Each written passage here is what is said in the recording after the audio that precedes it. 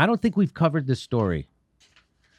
But again, we pretend that Trump was the enemy of the press, and it's the United States government that is the enemy of the press, meaning Joe Biden, Barack Obama, and Donald Trump. Turns out that Donald Trump was the least of the enemies. Turns out. Isn't that wild? Mm-hmm. So here's the story. Read drone and whistleblower Daniel Hale's riveting letter to judge describing why he came to violate the Espionage Act. So, well, here it is. He was the one who informed, it's in here, he was the one who informed everybody about, did you know that the drone program, when they use drones, which everyone thinks, you know, Barack Obama has a kill list, and they're going to go, remember that I do those jokes? Mm-hmm. The drone program kills 90% innocent people. And this is the guy who told you, and this is the guy who exposed that. So what did they do? They put him in jail. They put him in jail. They tortured Chelsea Manning. Edward Snowden has to leave the country. And, of course, Julian Assange is being tortured at Belmarsh Prison. That's what we do to whistleblowers in the United States. Now, Jim Acosta will never get that kind of treatment because Jim Acosta is never going to challenge power in a real way. As Joe Biden winds down the U.S. 20-year military involvement in Afghanistan, the U.S. Justice Department seeks the harshest sentence ever for the unauthorized disclosure of information in a case against an Afghan war veteran. By the way, they're prosecuting him using the Espionage Act, just so you know. The Espionage Act, that's that thing that came about when we were in a world war, and that it for sure doesn't need to be revisited. They came up with that in the frickin' First World War when they were trying to get people gung-ho about a world war. Okay, so Joe Biden, as Joe Biden winds down the U.S. 20-year military involvement in Afghanistan, he's not, by the way. That's all lip service. Okay.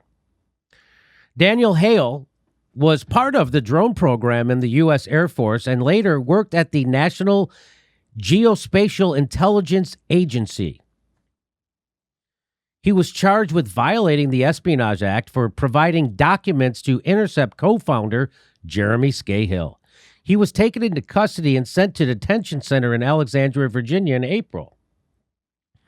Federal prosecutors urged Judge Liam O'Grady to issue a maximum sentence, arguing that Hale has shown insufficient remorse for his actions.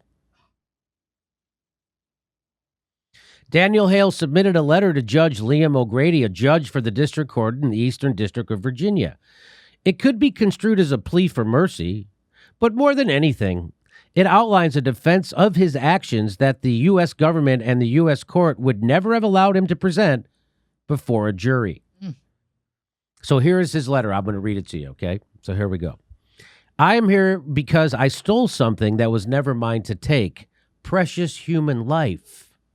Oh, you thought you thought he was going to say, mm-hmm. For that, I was compensated with a medal. So if you kill someone, you get compensated with a medal. He said, I couldn't keep living in a world in which people pretended that things weren't happening that were. Your Honor, forgive me for taking papers instead of taking human lives. See, it's okay to take human lives. They're rewarded for it, but taking papers. The first time that I witnessed a drone strike came within days of my arrival to Afghanistan. Early that morning before dawn, a group of men had gathered together in the mountain ranges around a campfire carrying weapons and brewing tea. Despite having peacefully assembled, posing no threat, the fate of the now tea-drinking men had all but been fulfilled. I could only look on as I sat by and watched through a computer monitor when a sudden terrifying flurry of hellfire missiles came crashing down, splattering purple-colored crystal guts onto the side of the mountain. Since that time and to this day, I continue to recall several such scenes of graphic violence carried out from the cold comfort of a computer chair. Not a day goes by that I don't question the justification for my actions. Hey, good thing we do a lot for PTSD when the soldiers get back, huh? With drone warfare, 9 out of 10 people killed are innocent. Sounds like terrorism. That sounds like terrorism. You have to kill a part of your conscience to do your job. And that's a job that shouldn't even exist. Never mind how dishonorable. How could any thinking person continue to believe that it was necessary for the protection of the United States to be killing people in Afghanistan, not one of whom was responsible for the September 11th attacks? Your Honor, the truest truism that I've come to understand about the nature of war is that war is trauma.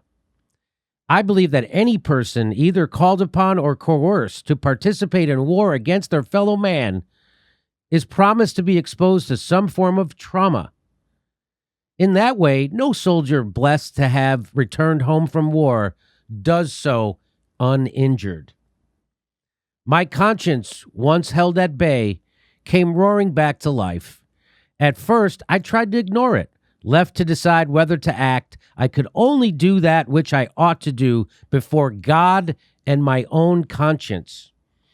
The answer came to me that to stop the cycle of violence, I ought to sacrifice my own life and not that of another person. That's heavy duty. My only regret is that I have but one life to give for my country, whether here or in prison. So he's going to give his life not to kill other people. He's going to give his life to stop the killing of other people for his country. And this is from the Daniel Hale support team. Our friend Daniel Hale is a deeply courageous, honorable man. Join us in calling on President Biden to immediately pardon Daniel Hale, who said on July 27th, "It is wrong to kill the defenseless with no due process." Ellen McLeod says, on the left, he pointed this out. This is a good catch. He said, the Washington Post illustrates an article on courageous whistleblower Daniel Hale, who exposed U.S. war crimes with a mugshot. So they use a mugshot for him. On the right, over here, the Washington Post illustrates article on Michael Behenna, a war criminal who murdered Iraqis in cold blood with a touching family pic. So you see how here's the guy who's the actual hero, and here's a war criminal. They give you the mugshot for the guy who exposes war crimes. They give you this loving family photo for the guy who commits the war crimes.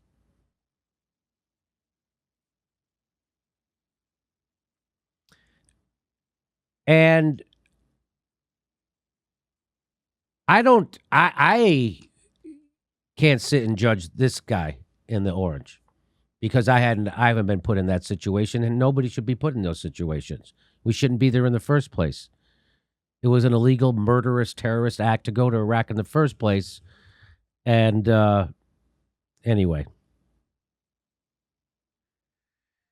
When exposing a crime is treated as committing a crime, you are being ruled by criminals, said Edward Snowden.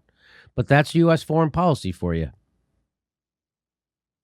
When exposing a crime is treated as committing a crime, you are being ruled by criminals. And that's exactly right.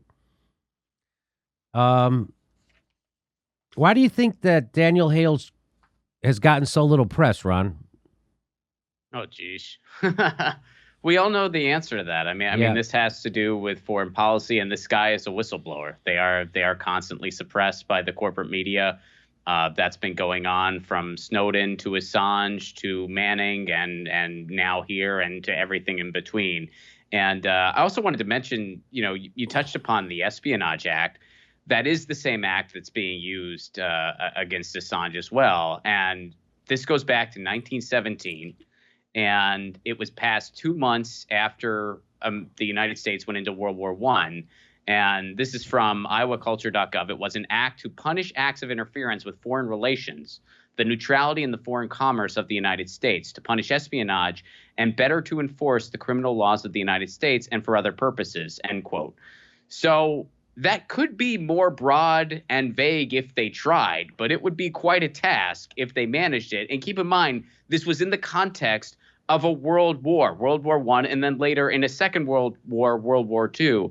So now it's just used against whistleblowers. I mean, you read that thing and it's like, when else would they apply it, really? Yeah, when else would they apply it? They're only going to apply it to whistleblowers, and that's exactly what they're using it for. Barack Obama prosecuted more whistleblowers than any other president. I mean, the people who support Democrats and vote for Joe Biden and pat themselves on the back for it don't know fucking anything about anything what's going on. And if they do and they still do that, shame on them. God damn it. How you guys are outraged at Susan Sarandon, but you're not outraged that we're doing this to whistleblowers? Unbelievable. Chicago, we've added a second show August 7th. Go to jimmydorcomedy.com for a link for tickets. We're going to be in Chicago August 7th, and then we're going to Portland. We're going to Sacramento. We're going to, where else are we going? We're going to Las Vegas. We're going to lots of places. Go to jimmydorcomedy.com for a link for all the tickets.